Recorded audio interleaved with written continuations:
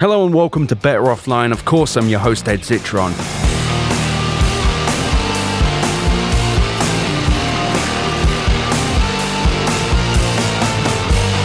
Better Offline. Here to serve, here to podcast. In the last episode, I walked you through how the so-called sudden magnification of Meta is really just them formalizing the rot economy, the growth at all cost bullshit that drives the entire company, making the products worse to grab more advertising impressions, to make Mark Zuckerberg richer, while also making the life of the average Facebook user that bit worse. And I believe that had Meta and Mark Zuckerberg been ever really held accountable, truly accountable, in the last decade, that things might have gone a little differently. Zuckerberg, like many tech executives, has been allowed to destroy the user experience in broad daylight because the media, despite writing about Facebook as a product all the time for years, doesn't seem capable of writing the blunt truth about how shit it is, how bad it works, how everything is kind of getting there, but nowhere worse than Facebook, really. The problem, I believe, is there are some people that simply want the tech executives to have power. They want to make friends with the rock stars. They want to be in their orbit, to humor their ideas and celebrate their victories, which is so strange because said victories are usually just the rich just got even richer. And where that's not the case, there's just a lack of willingness to say that something is bad. And the consequences are that these platforms have been left unchecked. To be clear, there are plenty of reporters who have done great work reporting on specific parts of Meta's problems. Kevin Roose at the Times with CrowdTangle, Jeff Horwitz, and the rest of the team who did the Facebook files at the Wall Street Journal, for example. But there's been this bigger, nastier, and more obvious problem that no one's really put down in blunt words. The core product of Facebook has gotten incrementally worse seemingly every month since 2008.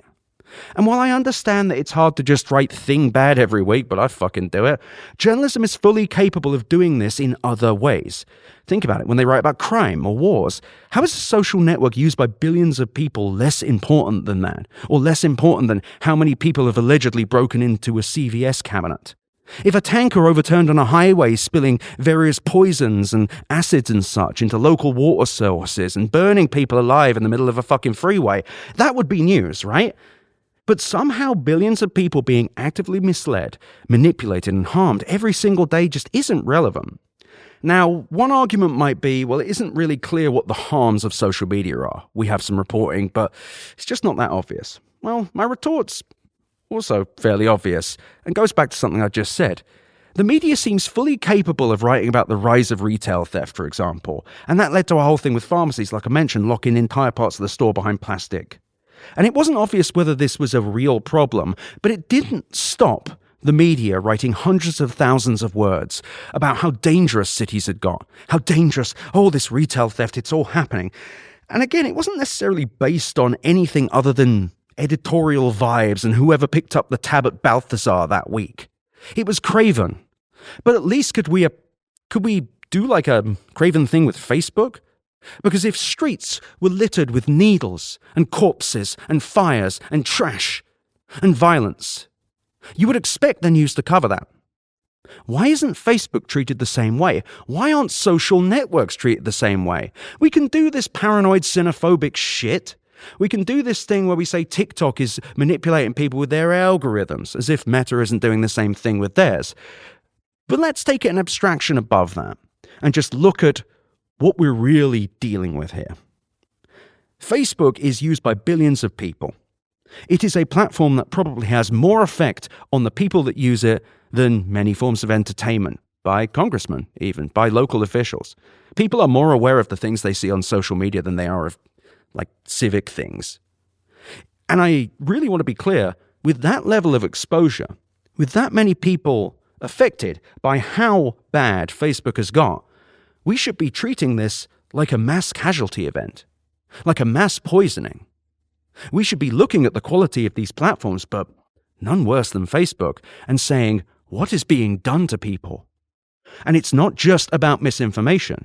It's not just about harassment, two things which are very, very fucking important, especially the harassment. It's disgraceful. It's disgraceful that trans people are now targeted on there. But on top of that, it's just bad. Flat out bad, flat out harmful, flat out obviously horrible and unsafe and harmful, full of scams and spams. But we treat it like this cute little thing in the fucking corner. And the basic quality of the Facebook experience really is quite terrible. I need to repeat myself. And it actively deprives users of dignity in industry to make their own decisions. And their experiences are constantly interfered with. And the majority of the content that they see is provided by a shadowy algorithm built to promote engagement rather than any kind of utility. This is not a fair exchange of value. If Facebook were a city, every second car would be overturned and on fire. Men would solicit you on the sides of the street for, I don't know, drugs or just to steal from you. Or maybe they just try and confuse you, like a carnival guy.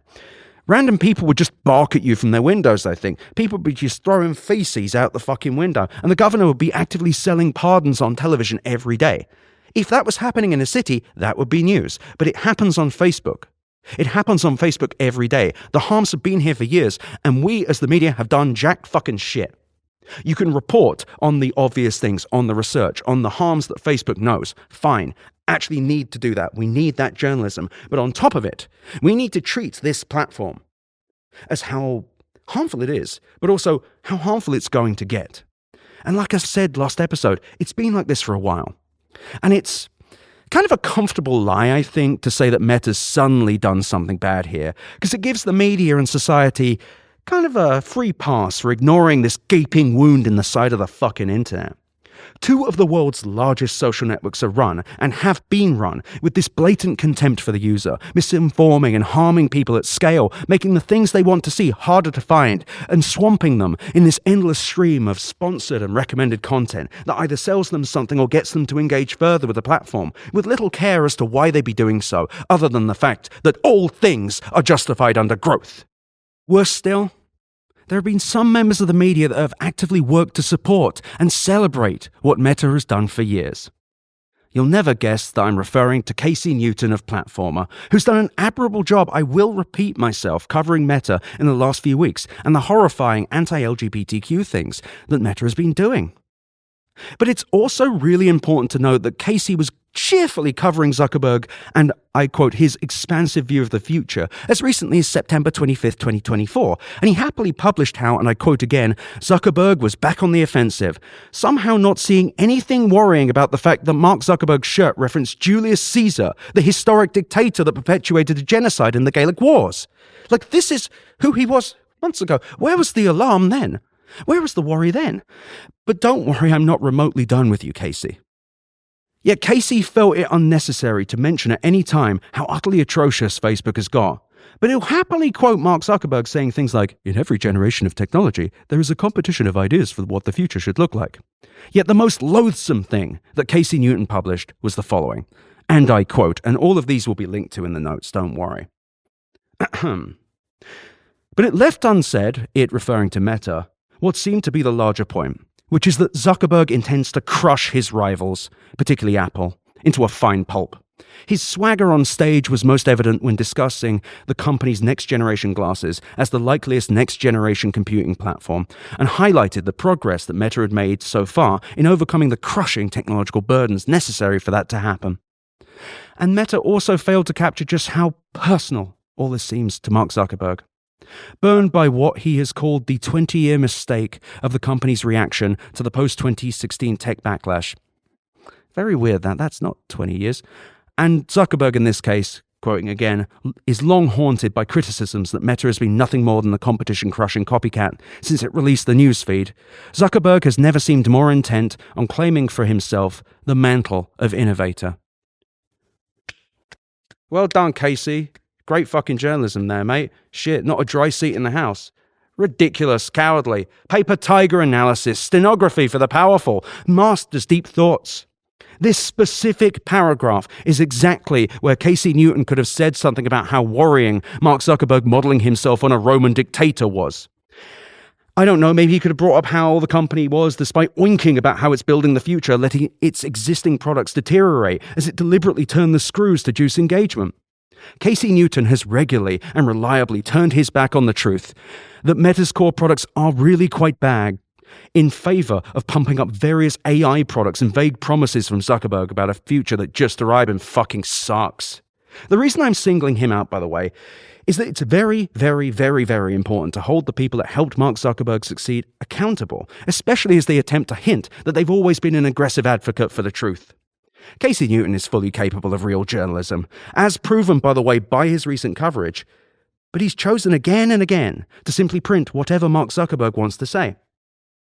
Now, I'm going hard in the paint against Casey for a reason, and it's because he wrote something at the end of last year called The Phony Comforts of AI Skepticism. It's one of the weirdest things I've read in my life. It's this sloppily stapled together piece of marketing collateral for AI companies saying that not only is AI the future, but those that are critiquing it were doing so in this kind of cynical, corrupt way for attention.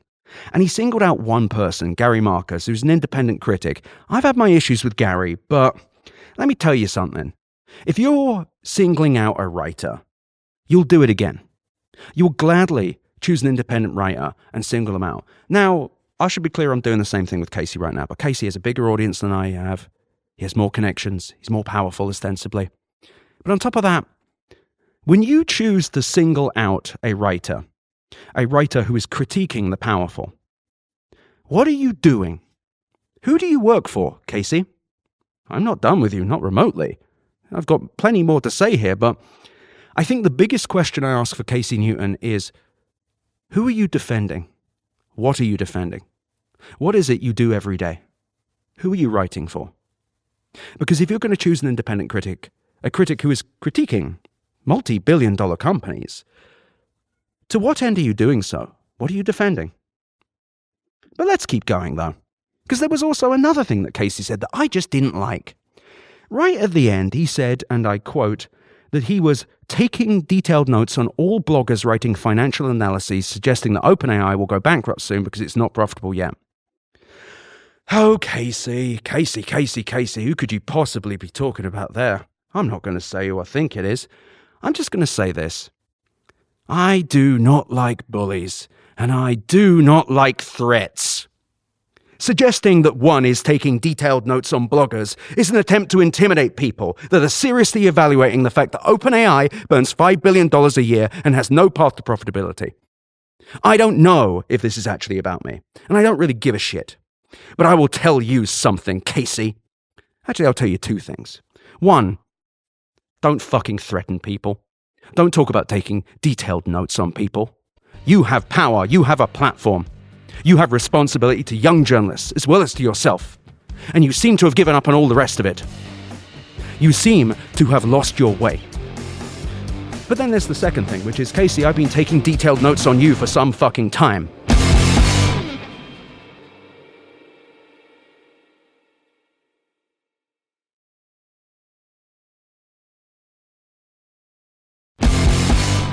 While Newton's metaverse interview from 2021 was deeply irresponsible in how much it quoted Mark Zuckerberg just saying complete crap, arguably his most disgraceful act was October 26, 2021, when he wrote a piece called The Facebook Papers Missing Piece, an interview with an anonymous integrity worker that attempted to undermine the Wall Street Journal's reporting on the Facebook files, a massive investigation and expose of how Facebook knew how harmful their platform was. I should be clear. The Facebook files situation involved Frances Horgan coming forward, risking her life, risking her safety. That woman is incredibly brave, as are the reporters that covered this. This is important work. This is necessary work. And Newton's piece is a disgrace to tech journalism, a disqualifying one, a seeming attempt to discredit by proxy the bravery of a whistleblower that provided documents that led to this meaningful reporting. And it's utterly repulsive, corporate hand-washing, and it's important context for any criticism that Casey Newton has anything ever again. And I'm furious. I'm furious because Casey could be better.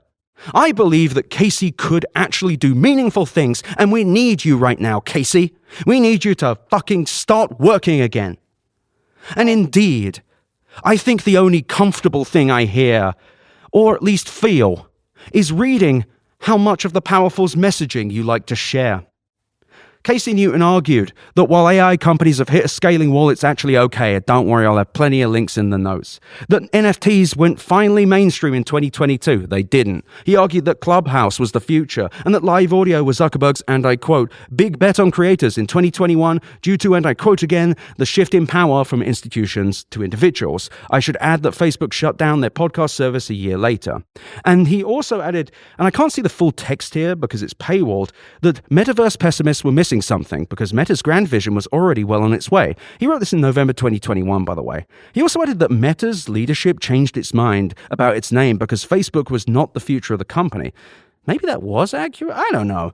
He also wrote about Axie Infinity, which is a crypto Web3 Pokemon clone thing that created a kind of indentured servitude. There's like loan sharks in the Philippines that fuck people up over this. It's insane. And by the way, backed by Andreessen Horowitz. And he was claiming that the game turned gaming on its head. It sucks. It absolutely I could go on. It shouldn't be this easy, man. It shouldn't be this easy to find a bunch of really weird stuff. Because Casey has also at times had real dalliances with criticism. He has criticized Facebook. But it's also hard to take those criticisms seriously when Casey's also written a piece for The Verge about how Google plans to win its antitrust trial. They didn't win, by the way. And he printed the legal and marketing opinion of one of the largest companies in the world, their general counsel, knowing full well that the Department of Justice could not respond. How would they respond? The old Microsoft antitrust case ended up getting fucked up because a judge responded to a journalist. Like, that's the thing, Casey. Use your power responsibly. Don't talk about taking notes, mate. Don't talk about taking notes. Them's fighting words. Anyway. The Google thing I brought up, maybe thinking, why would I bring up anything with Google? This is about Meta, right? Well, there were emails revealed in the Department of Justice's antitrust trial against Google Search, which, as you well know, for the man who killed Google Search, I've read a lot of. Well, Google specifically mentioned having briefed Casey Newton with the intention of, and I quote, looking for ways to drive headlines on Google's own terms. Now, in Newton's defense, this is standard PR language, but it is within the context of what I'm saying quite hard to ignore. And again, the reason I'm so fucking furious about Casey Newton is he's part of a media machine that's helped whitewash Mark Zuckerberg and the people around Mark Zuckerberg, running these glossy puff pieces with scumbags like Nick fucking Clegg, and saying things like, and I quote, the transition away from Facebook's old friends and family dominated feeds to Meta's algorithmic wonderland, Jesus Christ, seems to be proceeding mostly without incident. By the way, that line, I add, was published in 2023, 2 years after the release of the Facebook files, which revealed that the company knew its algorithmic timeline had a propensity to push users into increasingly radical echo chambers. And 1 year after Amnesty International published a report accusing Facebook's algorithms of, and I quote, supercharging the spread of harmful anti-Rohingya content in Myanmar, amidst the genocide that saw an estimated 1 million displaced and tens of thousands massacred. Casey, wake up, brother. It's time to go back to work. It's time for you to do a good job again.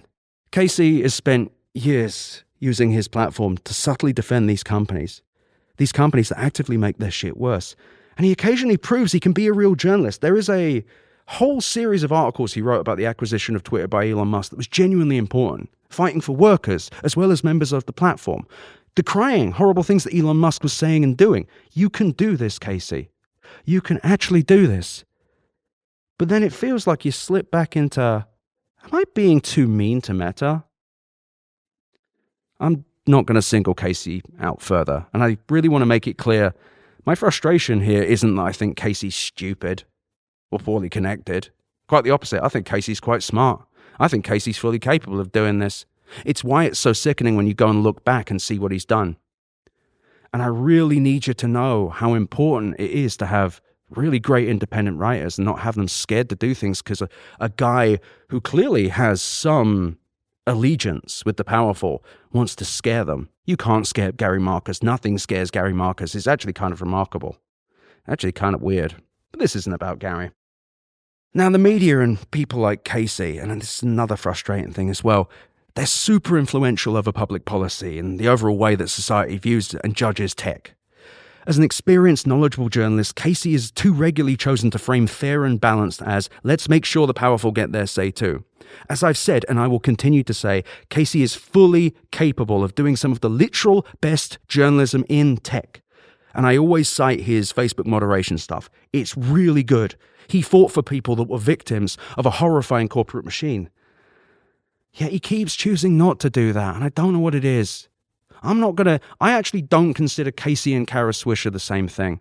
I don't know Casey's intentions. All I know is what he's done. And all I know is that if we are to push back on authoritarianism, that if we're actually going to tell the truth to people and help people understand what's happening to them, we can't keep doing it this way. We can't.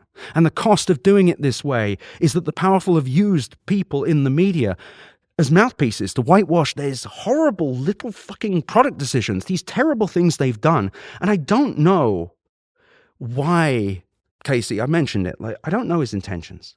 I really don't. But what I do know is that as a result of Casey Newton's work, Mark Zuckerberg and his products have received a continual amount of promotion for ideas and air cover for their failures. And as a result, public policy has been directly influenced. And it's just frustrating. It can be better. It should be better. And while Newton has acted for years like nothing was wrong with the quality of the platforms themselves, he's been able to write with clarity and purpose about other things. And if he did the same thing, and I would be completely serious. If he changes his tune, I'd be so happy. We need Casey Newton actually challenging these companies meaningfully. And I don't know what would change that. But I will say, don't threaten fucking writers, Casey. Don't do that. I don't like bullying. I won't tolerate it in this fucking tech media. I'm going to oink and squeak at you all I possibly can. Don't talk about taking detailed notes about people. It's greasy. It's gross. And I think that the consequences of supporting these companies, of making sure that when something bad happens, they have a newsletter with 150,000 subscribers that they can go to and get a kindly story, that's just worrying. And it can be better. Casey can be better too. But the consequences here are horrifying. And they're all also just reading these stories again just fills me full of bile, as if I'm usually that calm.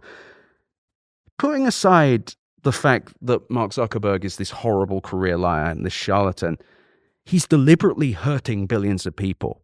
He has been doing this for a while. And I believe that by being given air cover for so long and now having this mask off moment where he can just say, I don't give a shit. I would not be surprised if Zuckerberg turns on the media. Well, maybe they'll help him. I don't know. But I think that where we are right now, with this kind of unvarnished, unrepentant Mark Zuckerberg, I think that all of the changes he's making at Meta, it's going to create this new era of decay. I think he is going to inspire tech executives, unburdened by the kind of flimsy approach to societal norms and customer loyalty. I think he's going to inspire them to make their shit even worse from here. I think Meta has fired the gun of the Slop Society. And yes, I came up with a new term, because this is the beginning of the shittiest shit that ever did shit. In an interview with the Financial Times from December 2024, Meta's VP of Product for Generative AI, Connor Hayes, said that Meta expects AI to actually over time exist on Meta's platforms, kind of in the same way that accounts do, each one having their own bios and profile pictures, and the ability to, and I quote, generate and share content powered by AI on the platform. This came hot off the heels of Mark Zuckerberg saying in a quarterly earnings call that Meta would, and I quote, add a whole new category of content, which is AI-generated or AI-summarized content, or kind of existing content pulled together by AI in some way, effectively promising to drop AI slop into feeds already filled with recommended and sponsored slop from real people that gets in the way of you seeing the things you actually log onto their platforms to look at. Now, this whole thing in the Financial Times, it led to a kind of scandal where users discovered what they believed to be brand new AI profiles. Karen Attier of the Washington Post wrote a long thread on Blue Sky and a piece in the Post itself about her experience talking to a bot she fairly described as digital blackface, with Meta receiving massive backlash for these bots that would happily admit that they were trained by a bunch of white people.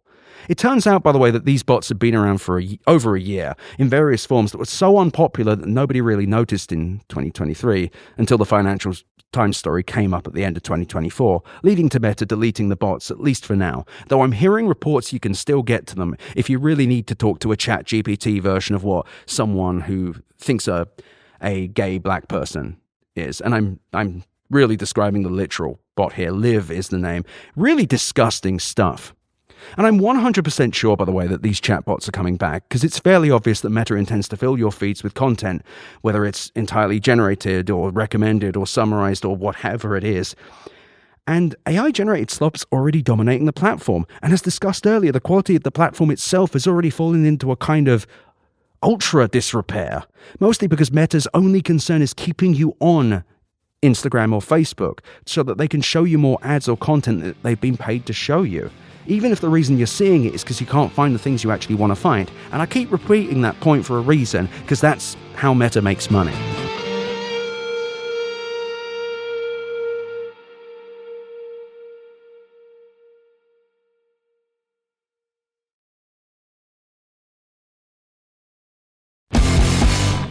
And all of this is because, well, like everything in this show, all roads lead back to the rot economy, which is the growth at all costs mindset that means that the only thing that matters is the growth of revenue, which comes from showing you as many ads as possible and you being engaged with the platform as much as possible.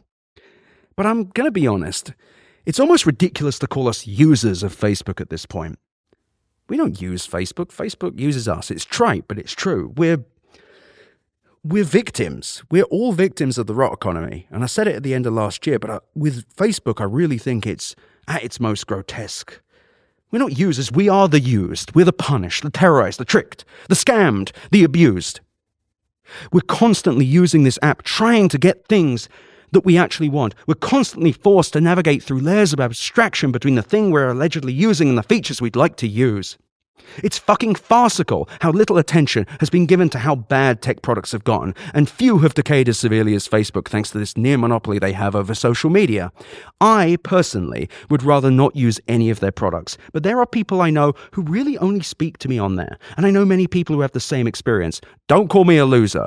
All right, I've gone to a lot of therapy. I don't call myself that anymore. Anyways,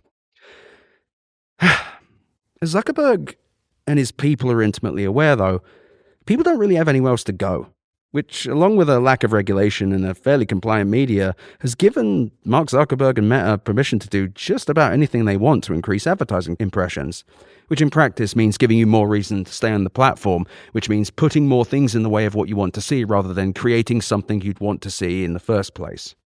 It's the same thing that happened with Google Search, where the revenue team pushed the search team to make search results worse as a means of increasing the amount of times that people search for things on Google. Because a user that finds what they're looking for quickly spends less time looking at ads. And that's just not how it works for Prabhakar Raghavan. I haven't said his name in a while. But this is why the App Store on Apple devices is so chaotic and poorly curated as well. Because they make money on the advertising impressions they get from showing you ads as you search for apps. Also, this is why so many products on the App Store have expensive and exploitative microtransactions too. Apple makes 30% off of all App Store revenue, even if the app sucks, even if the app tricked you and said, oh yeah, we're going to charge you weekly. And they hide the weekly. You think, oh, $3.99 a month, right? No, it's weekly. It's in a tiny little note at the bottom. Apple eventually gets rid of those people. Eventually. And I believe that Mark Zuckerberg loosening community standards and killing fact-checking is just the beginning of tech's real era of decay. You think the rot economy is bad today? It's only getting worse. See, Trump really inspires people, horrible people, by bulldozing norms, doing things that we would all agree we would never do, like being noxious and toxic and racist. And in the process moves the Overton window, which is the range of acceptable things in a society, further and further and further into the toilet, aggressively flushing it as he goes. But really, we've already seen tech's Overton window shift for years. A lack of media coverage of the actual decay of these products and a lack of accountability for tech executives, both in the media and regulation, it's given these companies the permission to quietly fuck up their stuff, to make their services worse, to make more growth happen. And because everybody made things shittier over time, it became accepted practice to punish and trick customers with dark patterns, design choices to intentionally mislead people, to the point that the FTC found last year that the majority of subscription apps and websites use them. I believe, however, that Zuckerberg is going to move the tech Overton window a little bit further. Look, he's publicly saying, we are going to fill your feeds with slop. We're firing 5% of our workers because they're not good, and we're going to have AI profiles instead of real people on the site you visit to see the real people you know. And we don't really give a shit about marginalized people to the point we're formalizing it in policy. We're ending our DEI initiatives, and people are too mean to men. These are the things that Mark Zuckerberg is using to signal the fact that he does not give a rat fuck about you or the users of his products. And he knows that in his position as the CEO of one of the most powerful companies in the world, let alone tech companies, by the way, people are going to follow. Not just in tech, but really in tech. Tech's already taken liberties with the digital experience, and I believe this slop era is going to be one where experiences will begin to subtly and overtly rot, with companies proudly boasting that they're making adjustments to user engagement that will provide better business-forward outcomes, which will be code for make things worse so we make more money. I realize there's also an obvious thing I'm not saying, that the Trump administration isn't going to be any kind of regulatory force against big tech. Trump is perhaps the most transactional human being to ever grace the earth. Big tech knows this, which is why all of them have been donating random $1 million checks to him. to his inauguration fund. It's why Trump has completely reversed his position on TikTok, which is banned or unbanned depending on what's happening today. I'm recording this. It's back up. I don't use it. It's weird. I don't like it. Something's wrong there. I don't even mean with the app before. Like, something's weird with it now. You can't post about Meta negatively. But tech knows, or at least thinks, that by kissing the ring, they can do whatever they want. Now, I should be clear that previous governments have not been particularly effective at curbing the worst excesses of big tech, though. I think we can all agree on that. EU's done some stuff, but even then, there's no quality standards. Outside of the last few years, and specifically the work done by the FTC under Lina Khan, antitrust against big tech has been incredibly weak, and really has been pretty weak against everyone else as well, and no meaningful consumer protections exist to keep websites like Facebook or Google functional for consumers, or limit how exploitative they can be. Like, they can't just have vats of piss in your drinking water. Why is this any different? And yes, I consider spam a form of piss. But the media really has failed to hold them accountable at scale, which has in turn allowed the Overton window to shift on quality. And now that Trump and the general magnified mindset of you can do or say whatever you want if you do so confidently or loudly enough has risen to power again, and so too will an era of outright selfishness and cruelty within the products that consumers use every day. Except this time I believe these tech companies finally have permission to enter their real, dirtiest, sloppiest eras. I also think that Trump gives them the confidence that monopolies like Facebook, Instagram, Microsoft 365, which is Microsoft's enterprise monopoly over business productivity software, things like Google Search and Google Advertising, which I realize remedies are coming for, but I really think a lot of these are going to remain unchallenged. And even if they're not, I don't think anything exists to make these companies start getting better. But what I'm really describing is an era of industrial contempt for the consumer, a continuation of what I described in The Invisible War and The Invisible War Criminals from last year, where big tech decides that they will do whatever they want to consumers within the boundaries of the law, but with little consideration of good taste, user happiness, or anything other than growth. Now, how this manifests in Facebook and Instagram will be fairly obvious. I believe that the already fucked up state of these platforms will just massively accelerate. Meta's going to push as much AI slop as it wants, both created by its generative models and their users, and massively ramp up content that riles up users with little regard for the consequences. And I wouldn't be surprised if the generative content is political too. Instagram will become more exploitative and more volatile. Instagram ads have been steadily getting more problematic, and I think Meta will start taking ads from just about anyone. And this will in turn lead to an initial revenue bump, but then I hypothesize a steady bleed of users that will take a few quarters to truly emerge. And we're already kind of seeing it with Facebook. Go back to the .com bubble from last year. Sadly, I think we're already seeing these abusive practices come out elsewhere. Both Google and Microsoft are now forcing generative AI features onto customers, with Google grifting business users by increasing the cost of Google Workspace by $2 per user per month, along with adding AI features that they didn't want. And Microsoft has now raised the price of consumer Office subscriptions, justifying the move by adding Copilot AI features that, again, nobody really wants. The Information's John Victor and Aaron Holmes add that it's yet to be seen what Microsoft does with their corporate customers using Microsoft 365's productivity suite. Adding Copilot costs, by the way, $30 per user per month. But I also hypothesize that they're going to do exactly the same thing that Google did. They're going to knock up the prices, and they're going to go, but you got free AI. Isn't free if I have to pay more, mate. That's not how free works. I should also be clear that the reason they're doing this is because they're desperate. These companies must express growth every single quarterly earnings or see their stock prices crater. And big tech companies have oriented themselves around growth as a result, meaning that they're not really used to having to do things like compete for a customer or make a product that the customer might like. For over a decade, tech has been rewarded for creating growth opportunities empowered by monopolistic practices. And I'd argue that the cultures that created the products that people remember actually liking, they're dead. They've been killed. And the people that did them, the people that built those products, well, they've been strangled too. They've been pushed out of the tech industry. The soldiers of the rot economy are manifold, and they're willing to do whatever it takes to make things grow. And you are more than likely already seeing signs that this is happening. The little features on products you use that feel broken, like when you try and crop an image on iOS and it sometimes doesn't actually crop it, and when the copy link button on Google Docs doesn't work, when a Google search gives you a page of forum links that don't answer your question. I expect things to get worse. possibly in new and incredibly frustrating ways. I'm being a little dramatic with all that stuff, but these are the little niggling problems in your head. These are the things poking you in the head as you use these apps every day. Don't pretend like this shit doesn't piss you off.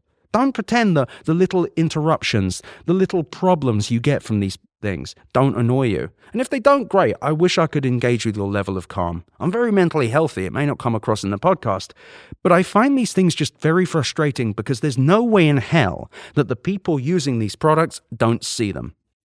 Or they don't use their products. Both of these are utterly reprehensible. And I deeply worry that we're going to enter now into the most irresponsible era of tech yet. Not just in the harms that companies allow or perpetuate, but in the full rejection of their stewardship from the products themselves. Our digital lives are already chaotic and poisonous. Different incentives warring for our attention, user interfaces corroded by those who believe everything is justified in pursuit of growth. And I fear that the subtle little problems you see every day will both multiply and expand, and that the core services we use will break down. Because I believe the most powerful people in tech never really gave a shit, and no longer believe that they have to pretend otherwise. Now, like the end of every episode, you may think, Ed, that's all just very sad. There is a funny thing I'm hypothesizing happens. I think as crappy as these companies are going to get, I think users are just going to stop using stuff. They're all saying, oh, well, they don't have anywhere else to go. We got them on Facebook and Instagram. They're fucked. What are they going to do? Not use Instagram or Facebook? Yes. I actually think that that's what's really coming. I think that these companies assume that they are unkillable.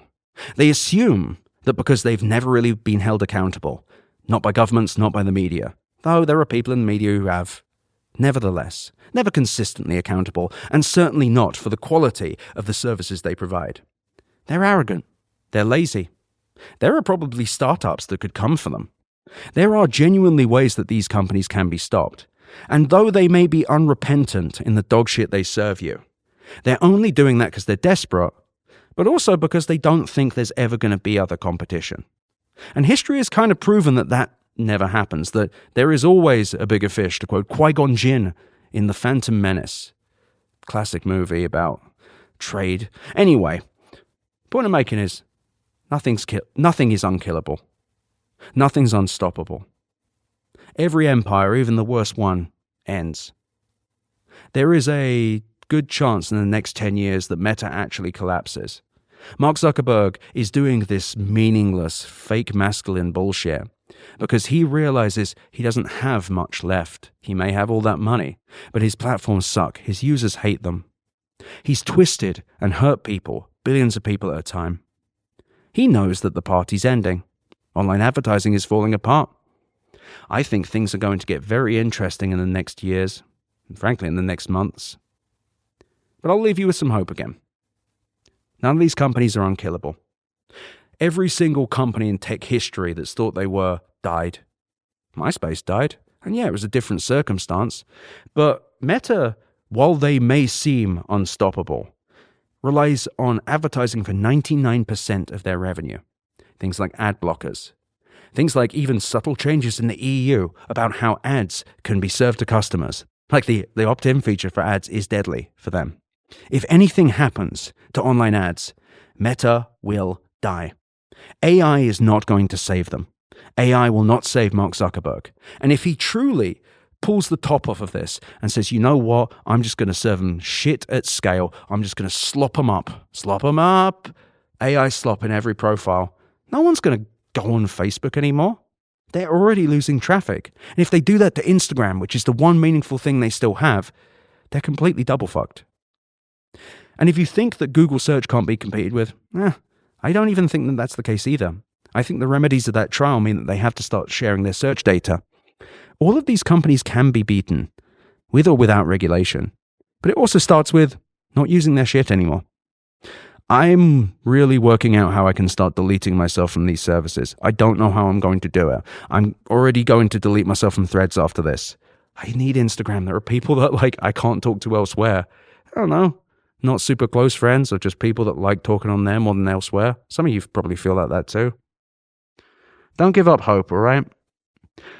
There's the whole thing about not bending the knee and all that, but a big thing that authoritarianism really wants from you is to give up in advance.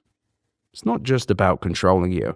It's about making it so that you don't stay angry, that you don't stay outraged at these people. I'm trying really not to tell you how to feel here.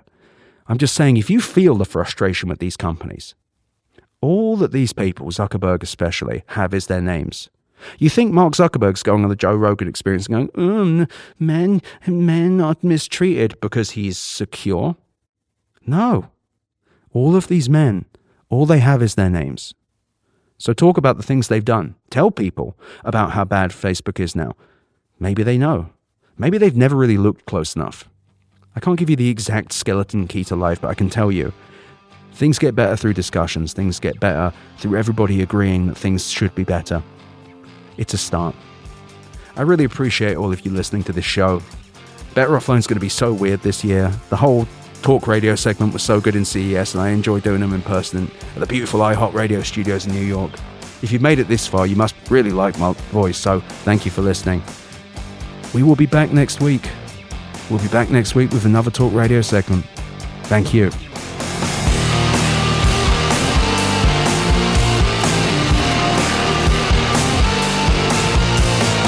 Thank you for listening to Better Offline. The editor and composer of the Better Offline theme song is Matt Osowski. You can check out more of his music and audio projects at matosowski.com. MATTOSOWSKI.com. You can email me at easy@betteroffline.com or visit betteroffline.com to find more podcast links and, of course, my newsletter.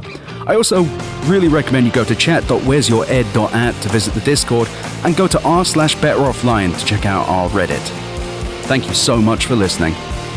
Better Offline is a production of Cool Zone Media. For more from Cool Zone Media, visit our website, coolzonemedia.com, or check us out on the iHeart Radio app, Apple Podcasts, or wherever you get your podcasts.